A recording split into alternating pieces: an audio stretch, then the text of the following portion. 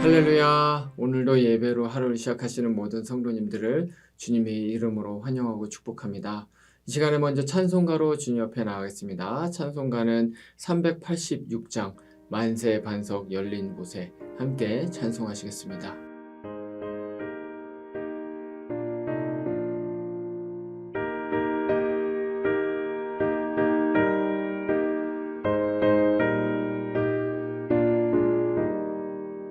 만세 반석 열린 곳에 내가 숨어 있으니 원수 마귀 선포되고 환난 풍파 없도다. 만세 반석 열린 곳에 내가 편히 쉬리니 나의 반석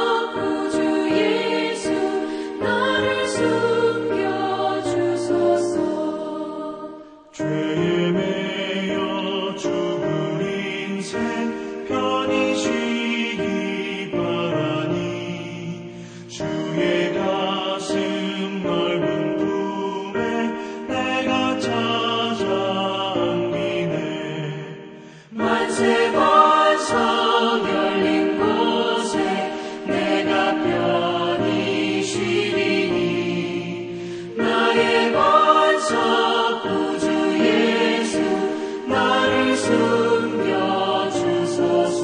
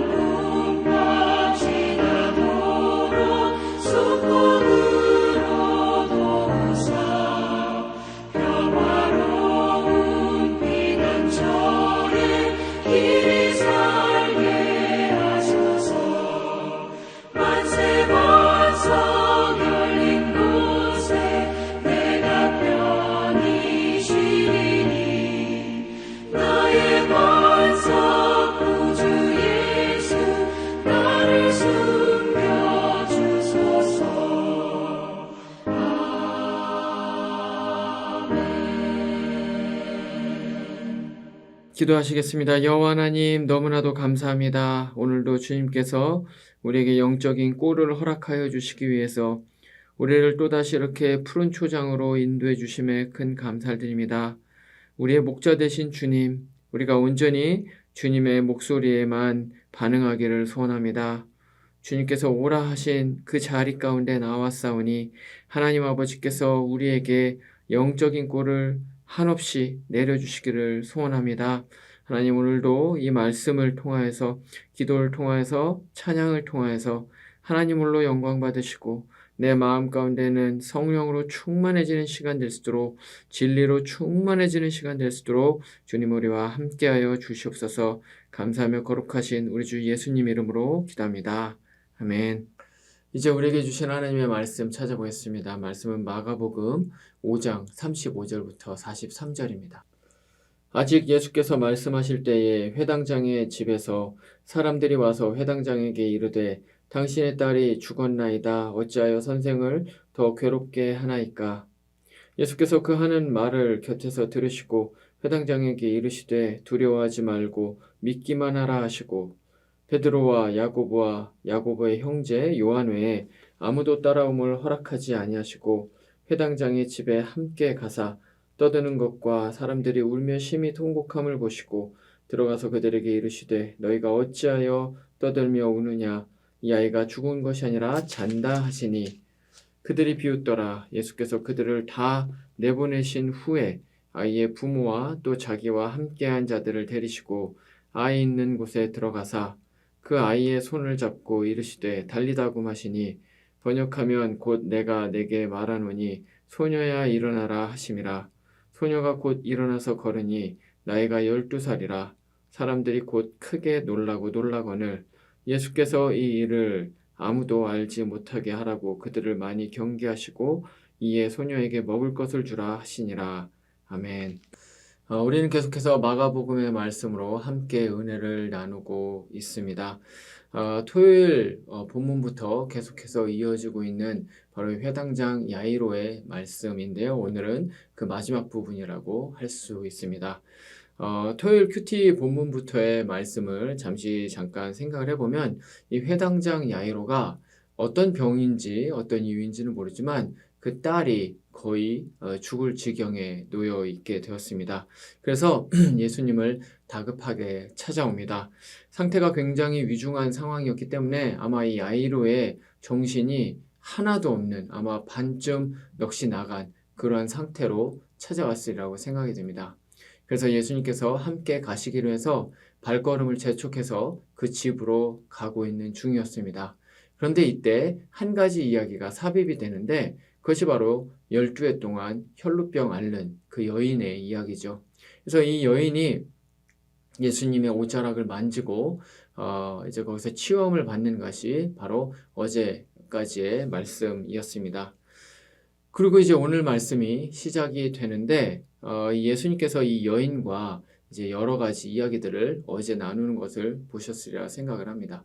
그래서 같이 이야기를 나누고 있는 가운데에 저 멀리에서 사람들이 또 이제 다가오게 되는데 아마 다급하게 뛰어오고 있었으리라고 생각이 듭니다. 그리고 이 사람들이 이 회당장 야이로에게 와서 이렇게 이야기를 합니다. 당신의 딸이 죽었습니다. 선생님을 더 이상 괴롭게 하지 마세요. 이렇게 이야기를 합니다. 이 말 속에는 사실 이런 의미가 담겨져 있죠. 당신의 딸이 아직 살아있을 때는 저 사람이 와서 무언가를 할 수 있었겠지만 이제 죽었습니다. 이제는 아무것도 할 수 있는 것이 없습니다. 저 사람이 온다고 하더라도 이젠 더 이상 변할 수 있는 것이 없습니다. 다 끝났습니다. 이와 같은 의미가 사실 그 말 속에 담겨져 있는 것이죠.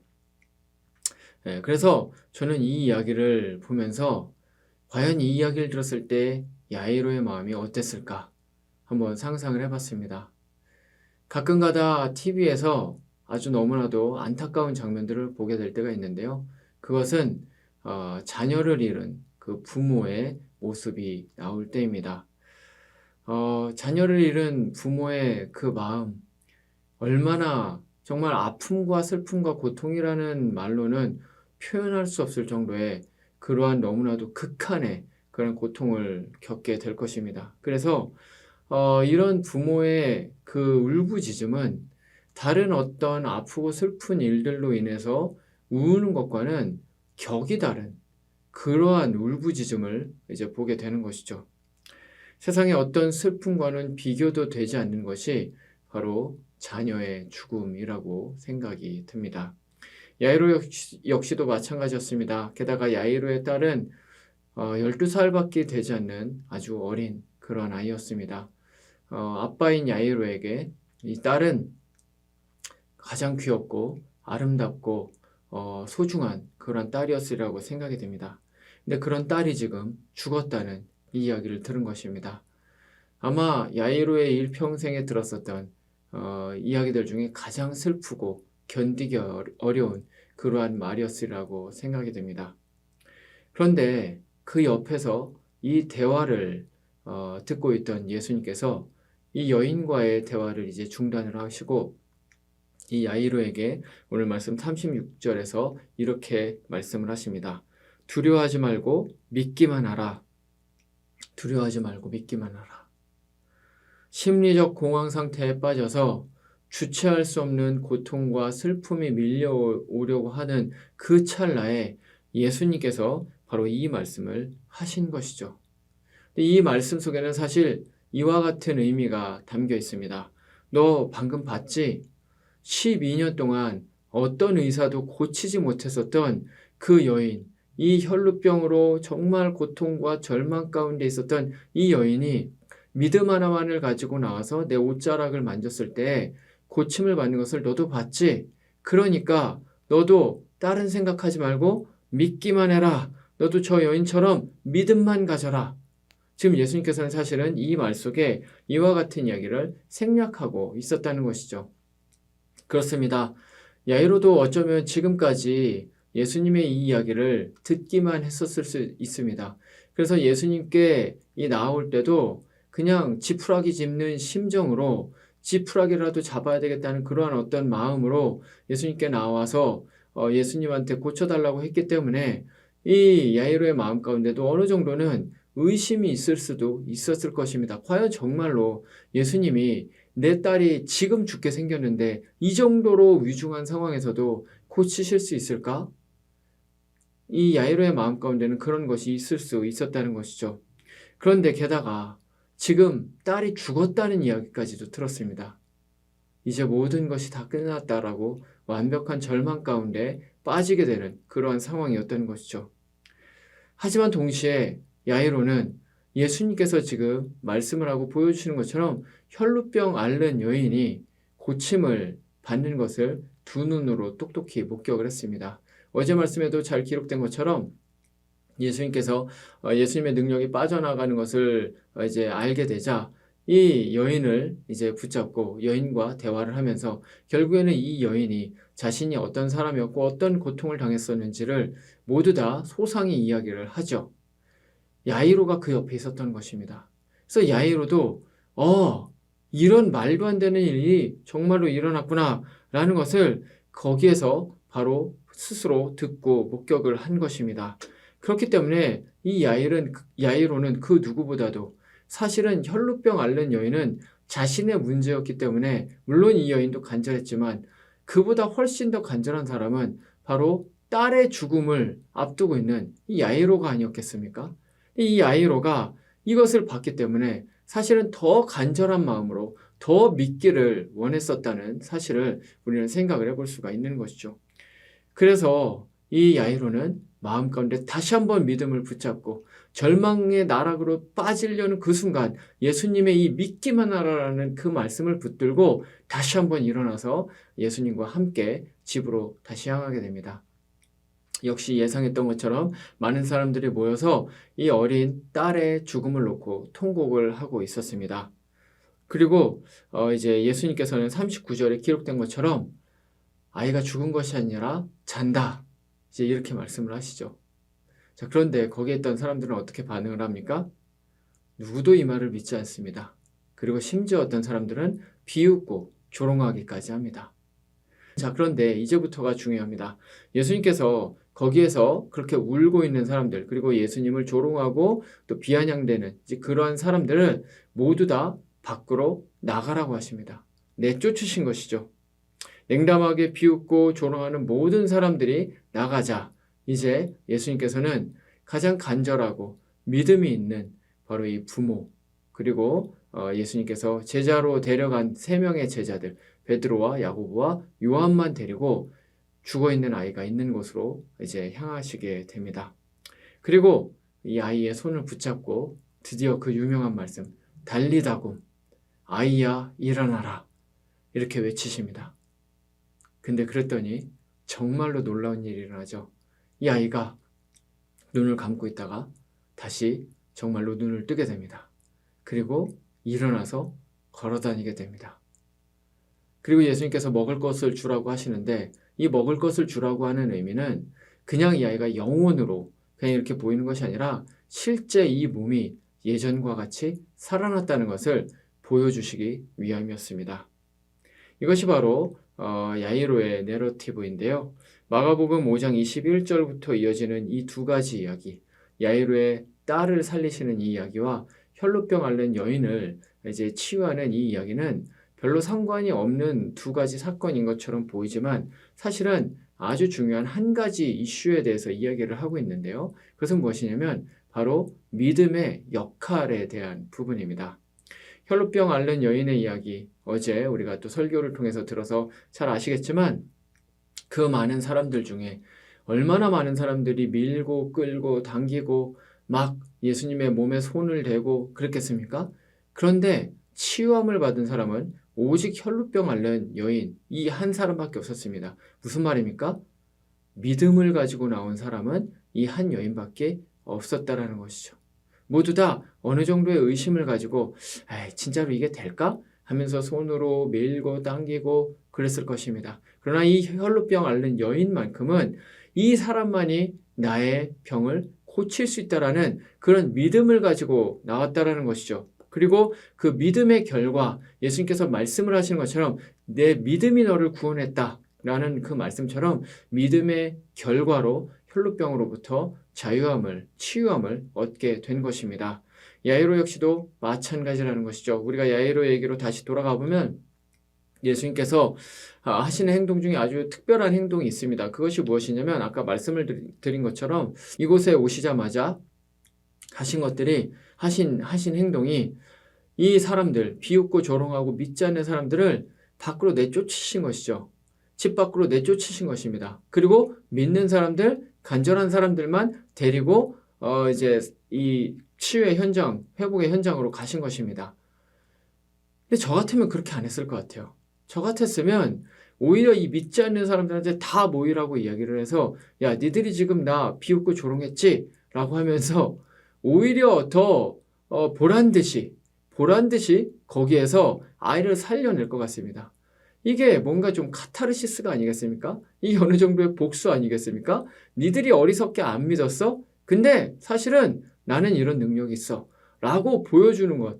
그래서 저 같았으면 그렇게 했을 것 같은데 예수님은 그렇게 하지 않으시고 심지어는 이 아이가 이렇게 살아난 것을 말하지도 말라 이렇게까지 말씀을 하십니다. 물론 말하지 말라고 해서 말을 안 하는 게 아니죠. 소문이 이미 다 퍼지게 됩니다. 근데 이 질문은 그것입니다. 그럼 도대체 왜 예수님께서 이제 그러셨냐는 것이죠. 사실은 예수님께서는 이것을 의도적으로 하신 것입니다. 이것을 의도적으로 하심으로써 공간적으로 믿는 사람과 믿지 않는 사람들을 분리하신 것이라는 것이죠. 왜냐하면 한 가지 중요한 것을 예수님께서 알려주시기 위함이었는데 그것은 무엇이냐면 바로 믿음의 역할. 다시 말하면 하나님의 능력을 경험하고자 하는 사람은 반드시 믿어야 된다는 것. 그래서 믿음의 역할이라는 것은 결국 하나님의 능력을 경험하는 통로가 된다는 바로 그 중요한 진리를 알려주시기 위함이었던 것입니다. 반면에 마태복음 13장 53절 이하를 보면 예수님께서 고향에서 말씀을 가르치시고 똑같은 기적들을 행하시는 그러한 것이 나옵니다. 그런데 이 사람들은 문제는 예수님을 믿지 않았다는 거죠. 왜냐하면 예수님께서 어렸을 때부터 이 예수님을 보았기 때문입니다. 그래서 이들은 예수님을 믿지 않습니다. 근데 그랬더니 마태복음 13장 58절은 이렇게 기록을 합니다. 그들이 믿지 않음으로 말미암아 거기서 많은 능력을 행하지 아니하시니라 이렇게 얘기를 하고 있습니다. 고향에서도 예수님의 능력은 동일합니다. 고향이라고 해서 예수님께서 긴장을 해서 해야 될 것을 못하고 전혀 그런 것이 아니었다라는 것이죠. 다만 문제는 무엇입니까? 그들이 믿지 않았다라는 것이죠. 그들이 예수님의 능력을 믿지 않았다라는 것이죠. 예수님의 주되심을 믿지 않았다라는 것이죠. 그래서 예수님께서는 그들에게 예수님의 능력을 보여주지 않으셨다는 것입니다. 능력을 행하지 않으셨다는 것입니다. 할 수 없어서가 아니라 하지 않으셨다는 것이죠. 왜냐하면 그들이 믿지 않았기 때문에. 물론 에베소서 2장 8절에 나온 것처럼 믿음조차도 주님께서 주시는 선물입니다. 하지만 동시에 그 믿음은 하나님의 능력을 경험하게 해주는 그 통로의 역할을 한다는 사실을 우리는 잊어서는 안 됩니다. 오늘 말씀에서도 이 예수님께서 이 아이가 죽지 않고 잔다라고 했을 때 모든 사람들, 그 자리에 있었던 모든 사람들은 믿지 않고 비아냥거리고 조롱을 했습니다. 그래서 이들이 믿음 없이 나왔기 때문에 이들은 하나님의 능력을 경험하는 바로 그 자리로부터 내쫓김을 받을 수밖에 없었다는 것이죠. 오늘날을 살아가고 있는 우리에게도 이것은 동일하게 작용을 하는 진리입니다. 과학의 시대입니다. 의심의 시대입니다. 그런 시대에서는 믿음이라는 것은 허무맹랑한 것이라고 생각이 됩니다. 옛날에 과학이 발달하지 않았을 때에 그런 원시시대, 그럴 때에나 믿음이 통용되었지 오늘날과 같은 이러한 이성의 시대, 합리적인 시대에 믿음이라는 것은 아주 구차한 별 필요도 없는 그러한 것이다. 이렇게 사람들은 생각을 합니다. 그렇기 때문에 사람들은 믿음의 결실인 하나님의 능력을 경험하지 못하는 것입니다. 그래서 오늘날과 같은 시대에 사실은 이 믿음이라는 것은 더 중요하다는 것이죠. 믿음은 전에 보이지 않던 세상을 보게 해줍니다. 믿음은 내가 생각하지 못하고 상상하지도 못하고 내가 해결하지 못하는 내 이성 너머에 있는 내 힘에 너머에 있는 것을 해결하고 또 그런 것들을 경험할 수 있게 해주는 바로 그 통로가 되게 해주는 것이 믿음인 것입니다. 내가 지금까지 알지도 못하고 인정하지도 못하고 경험해보지도 못하는 것을 경험하기를 원한다면 바로 믿음을 가져야 된다는 것이죠. 그렇기 때문에 믿으시기 바랍니다. 믿음이 없으시면 겨자씨만한 믿음이라도 가지실 수 있기를 원하고요. 날마다 기도할 때마다 믿음의 믿음을 더하여 주시옵소서. 어제보다 더 나은 믿음을 오늘 우리에게 허락하여 주시옵소서. 믿음으로 채워주시옵소서. 날마다 우리는 기도해야 된다는 것이죠. 그러면 우리는 무엇을 믿어야 될까요? 좀 더 정확하게는 예수 그리스도의 복음을 믿어야 합니다. 오늘날 많은 사람들이 정신적으로 너무나도 아프고 피폐해져 있습니다. 평안이 없이 불안함 가운데 삶을 살아가고 있습니다. 과거보다 훨씬 더 물질적으로 부유해졌지만 훨씬 더 빈곤한 삶을 살아가는 것이 오늘날 현대인의 삶입니다. 인격장애와 성격장애와 불안장애와 이기주의가 극심해지고 있는 가운데 삶의 질은 점점 더 떨어지고 있습니다. 인생 가운데 만족이 없습니다. 그래서 많은 사람들은 이것을 해결하기 위해서 물질적 풍요를 더 해야 되고 더 많이 가져야 되고 더 많이 성공해야 된다라고 그렇게 이야기를 하지만 사실은 그것은 결코 근본적인 해결이 되지 못한다는 사실을 우리는 우리의 주변에서 우리의 삶을 통해 뉴스를 통해 너무나도 자주 깨닫게 됩니다. 이런 인간의 개인의 문제, 이 어둠의 문제를 그럼 해결할 수 있는 방법은 무엇일까요? 딱 한 가지밖에 없습니다. 복음입니다. 복음. 저 스스로만 봐도 제 안에 있는 너무나도 깊은 악함과 죄성과 그로 인해 일어나는 죄책감과 상처와 이 모든 것들을 해결하고 치유한 것은 오직 복음밖에 없었습니다.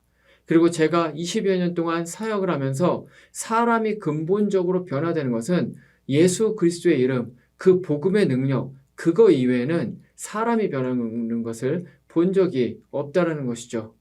이 사회 역시도 마찬가지입니다. 사회에 많은 문제들이 있습니다. 전쟁과 불화와 양극화와 이기주의와 이 모든 것들을 해결할 수 있는 것이 무엇입니까? 정치입니까? 더 나은 정치, 더 나은 시스템, 물론 그런 것들이 중요하고 필요합니다. 하지만 이 인간 사회의 근본적인 문제를 해결하는 것은 그런 것들이 아닙니다. 만약에 그런 것들이 해결할 수 있었다면 이 사회가 오늘날과 같이 피폐해져 있지 않을 것입니다. 전쟁의 소문은 더욱더 격화되어 가고 있습니다. 불안감은 더욱더 격화되어 가고 있습니다. 부익부 빈익빈 양극화는 더욱더 심해지고 있습니다. 왜 그렇습니까? 인간의 문제 때문인 거죠. 인간의 이기주의와 어리석음은 결코 이 사회의 문제를 해결할 수 없다는 것이죠. 하지만 복음이 들어가면, 복음이 찬란하게 이 땅을 비추게 된다면, 복음으로 인해서 부흥이 일어나게 된다면 그 사회가 변화되는 것을 우리는 이 사회, 이 세상의 역사, 기독교의 역사를 통해서 우리는 너무나도 잘 알고 있습니다.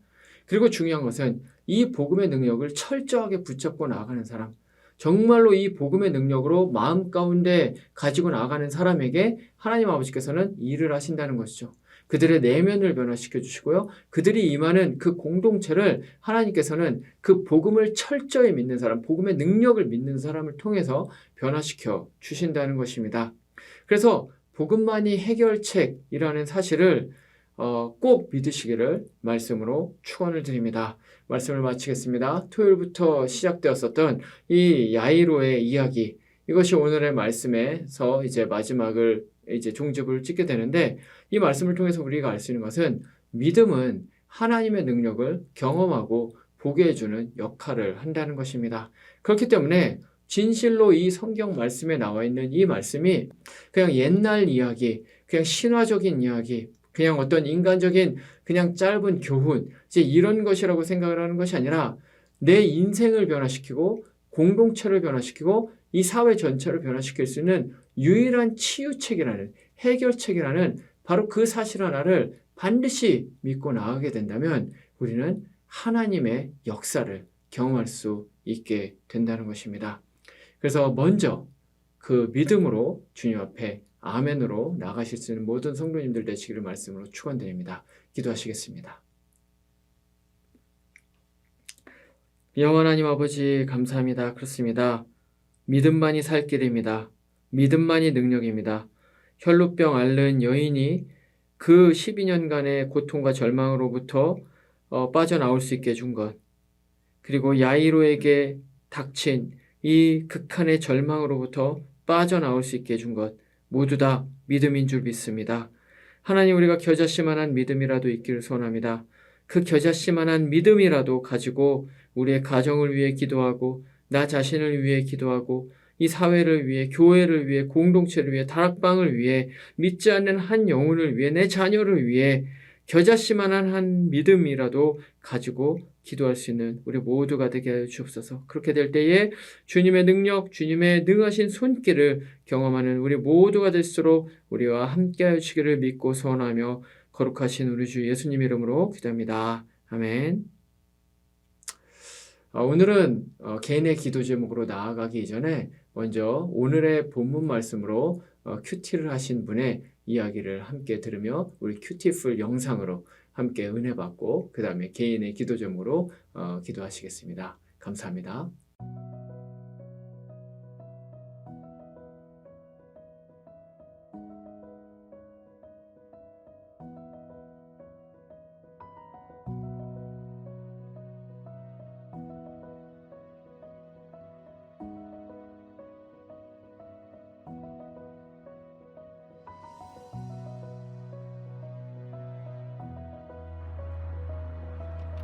오늘 본문은 마가복음 5장 35절에서 43절입니다. 오늘 저는 39절에서 40절 내용을 묵상했습니다. 오늘 본문에서 회당장은 딸을 살리고자 예수님을 모셔갑니다. 가는 길에 혈루병 여인도 고치시고 또 회당장은 딸이 죽었다는 소식도 듣습니다. 그러나 끝까지 예수님과 함께 집에 도착합니다. 예수님께서는 그리고 죽은 회장당의 딸을 살리십니다. 오늘 본문을 묵상하며 예수님께서 집에 도착하셔서 방에 들어가 소녀의 손을 잡기 전에 39절, 40절에 먼저 집안의 울음과 소란을 또 비웃는 사람들을 밖으로 내보내시는 장면이 마음에 들어옵니다. 생명을 살리는 급한 일 앞에서도 예수님은 서두르지 않으시고 먼저 조용한 환경을 만드시는 것을 봅니다. 이 장면을 통해서 예수님께서는 문제 해결을 서두르시기보다 먼저 마땅한 환경을 만드신다는 것을 깨닫습니다. 왜냐하면 하나님의 일하심은 소란과 혼란 속에서가 아니라 믿음과 평안에 있는 자리에서 시작하시기 때문입니다.